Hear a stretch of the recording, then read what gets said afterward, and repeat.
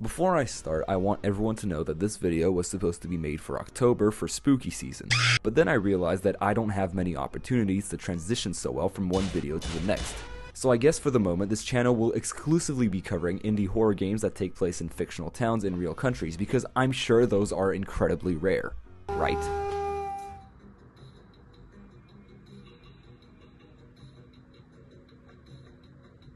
What the? Wow, that sure is a world of horror, huh? If only there was a place in the world that was absolutely perfect, down to the last minute detail. A place, Japan, 1980X. More specifically, the fictional town of Shigahara. At a glance, this town seems to be like the ideal place for a weeaboo like you. It's niche and underground enough to stay under the radar from tourists, and it's large enough to have every necessary amenity for a decently sized Japanese city. Though, unfortunately, as the intro of the game will let you know, this seemingly peaceful town has been recently overrun with all kinds of threats that would make even the most sigma of males shit their jorts. As the protagonist of the story, your job is to investigate various local supernatural mysteries all around town in order to progressively unlock the door to the mysterious lighthouse that looms over this town. If this sounds familiar, it's okay, because this game was very clearly inspired by various Junji Ito works, something you'll notice immediately just by looking at the characters, settings, and even creature designs. The game also gets some inspiration from H.P. Lovecraft's work, but that's seen a lot more in the cosmic horror aspects of the games, as the main goal is to stop an oncoming apocalypse led by ancient malevolent gods. And that's basically what this game consists of. Every run, a new god will take over the lighthouse, you'll have to solve a few mysteries, maybe slime a few revenants here and there, recruit new allies, and just generally be an upstanding citizen. Generally, runs don't last longer than an hour, so the game should be pretty simple, right? F***ing wrong. This game is tough as nails. Hell, it's probably tougher than nails. We're at a cave painting level of toughness here. When I tell you that this game will kick your ass, that's just the tip of the iceberg. Get ready to learn to read, buddy, because if you want to survive 5 mysteries at Shigahara's, you're going to need to manage every limited resource you have to perfection, especially during your first few runs. Sometimes I sit in my room at night and I ponder, what goes on in Poland that makes people create such difficult games like World of Horror and the other scary game? Speaking of Poland, this is probably the best time to discuss the developer of this game, as I feel like he plays a pretty big part in creating controversy with it. Pan Stas, also known as Paweł Koźmiński, is the sole developer of this game. Seeing as he's probably more well known as a dentist in his town of Wrocław, a job that is probably a billion times more fulfilling than being an influencer of any kind, I couldn't find much on him with my YouTuber research skills. Bruh. So this game was fully developed by one person, with everything besides the soundtrack being made by Koźmiński. Nowadays, indie games being made by one person, while not being the norm, is a lot more common than it would have been 15 years ago. However, the thing that makes this particular game stand out among the rest is that everything you see on screen was made in MS Paint. That's right, every single element you see on screen during a playthrough was made in MS Paint, something that even a certain famous webcomic couldn't actually do. Being on this archaic software was actually a positive for Koźmiński, as he states in an interview that tool limitations and the required level of precision was really relaxing for him after the stresses of his daily job. It really makes one wonder about the stresses in Polish society that allow for cosmic horror to be a source of comfort. And that's about all the glazing I can do with this guy, because besides using Stone Age technology in a cool way, he hasn't really done much to earn the respect of anyone on the internet. As you can probably imagine, because the game is made by one person who has a job that has no relation to game development, World of Horror finds itself in game development purgatory. Not only was the quote-unquote finished product released 4 years after it was originally supposed to, there are also very long breaks in between updates that leave players with a lot to be desired. Is the game playable and enjoyable? For sure, once you actually understand how it works. Could the game also benefit from more updates that actually flesh out the various endings and mysteries? Also yes. Unfortunately, the developer has earned some notoriety for hinting at updates and then disappearing for large periods of time. He's into edging his player base, as classy people would say. In a slightly less worse world, Pan Stas would offer radio silence to his followers because maybe he fell out of love with the whole process of game development, dentistry became more time consuming, he got added to Fortnite, the possibilities are endless. Would it be really unfortunate and possibly scummy? Of course, but at the very least he'd be committed to going off the grid with all the money he made off the game exclusively. Unfortunately though, the game continues to receive merch, notably on funny website Fangamer. Probably the only place where you can get officially licensed Conquer merch in 2025. I am going to throw my at you. I'm not going to sit here and pretend that this particular merch is overpriced, because then I'd be calling out literally any officially licensed merch, and I know how people can get with that.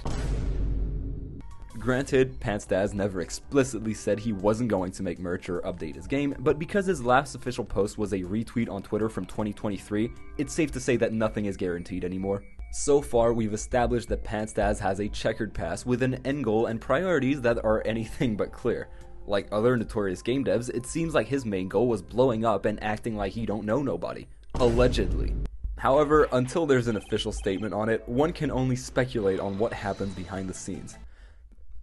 I really hope he's not dead. I feel like that would ruin the little integrity I have on this channel.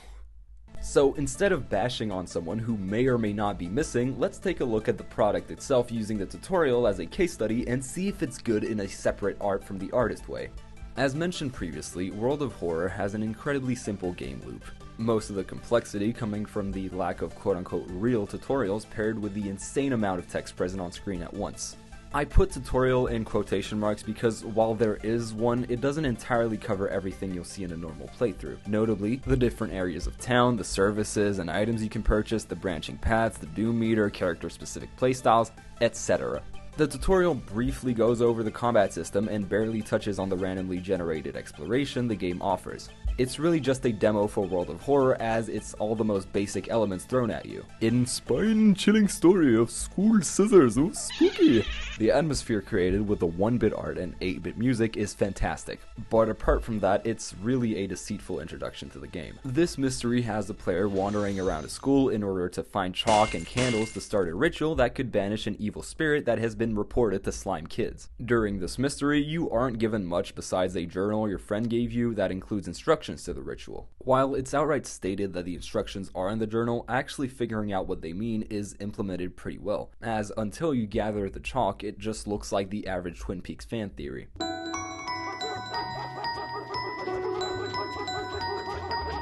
Something that looks like it belongs in a game like this though.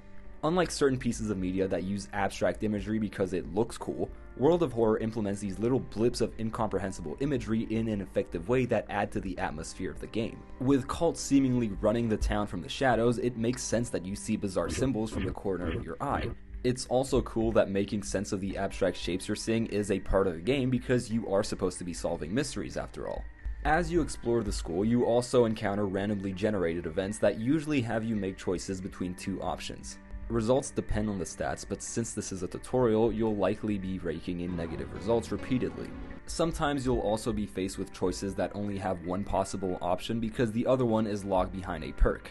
While I get that it's meant to make the player want to experiment more later on, I do feel like it's unnecessary, especially in a tutorial that won't include other important elements such as items in a meaningful way. What's the point of edging the player if you can't even give them the joy of purchasing a firearm? In World of Horror.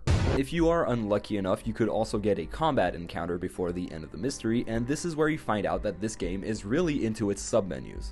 I genuinely don't think there's a point in going over every single aspect of the battle UI because I genuinely don't think I've used it completely, and even if I did, I don't think I'd have enough vocabulary to make it interesting. So here's a bare bones rundown to go along with the bare bones tutorial mystery.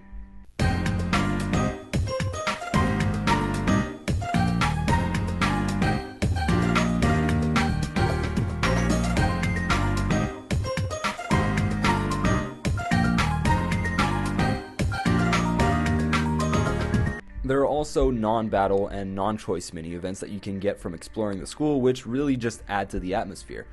I genuinely don't have anything bad to say about them. These actually help the game so much, and I wish there were more of them outside of the tutorial. It really helps to keep you on your toes, as the sprite art in this game is phenomenal despite the MS Paint and the 1-bit limitations.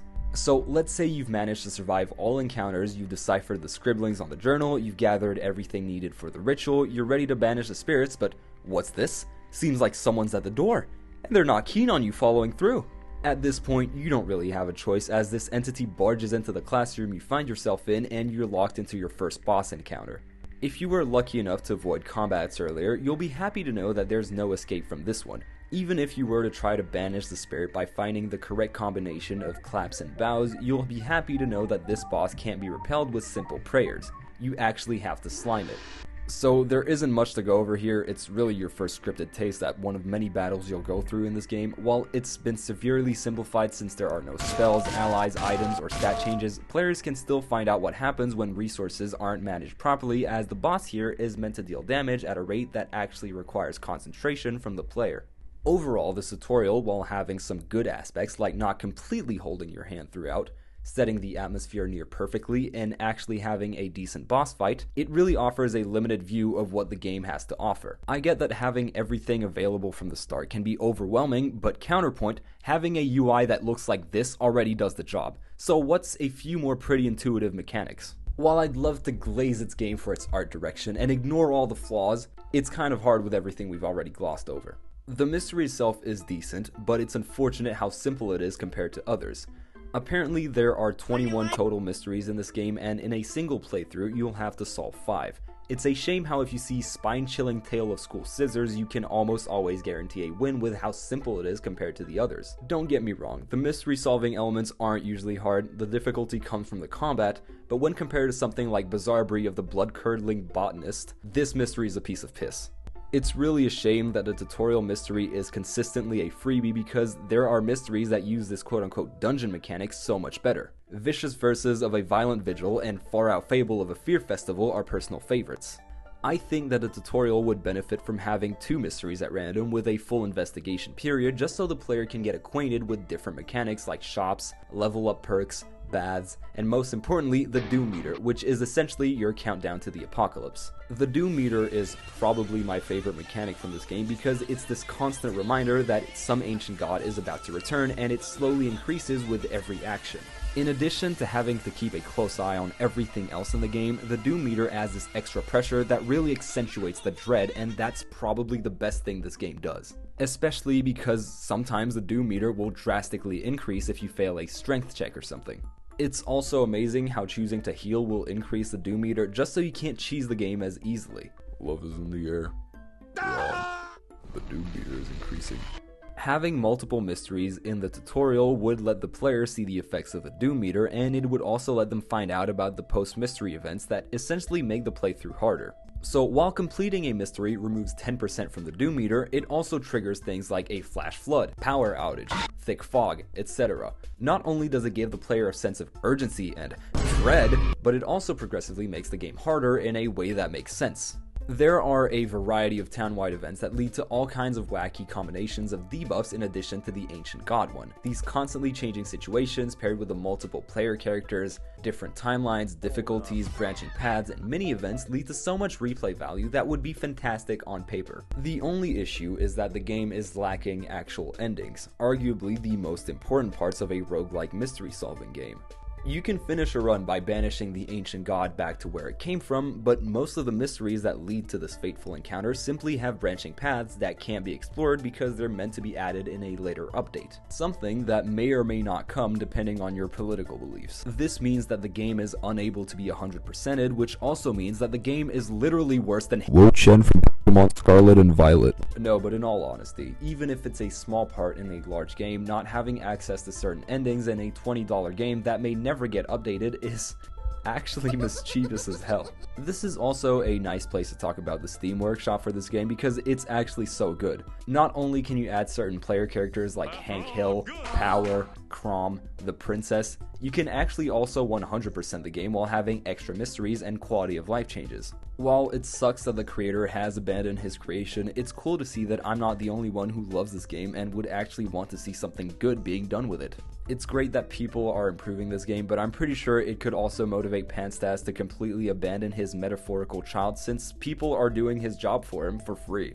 If you want to sell an unfinished game for whatever reason, this is how you do it. Don't be like the one who shall not be named. All in all, this game has a lot of merits, don't get me wrong, but a combination of poor decision making and possible biblical level greed from the creator has left World of Horror in ruins. No matter how you look at it, the game is a perfect example of style over substance, seeing as the main appeal is the art and game style. Besides that, it's heavily unfinished and somewhat unpolished for a $20 game. Should you buy this game? Yar! With that, I thank you for watching, like and subscribe for more life-changing content, and goodbye. Don't be like Panstas, don't sell unfinished games.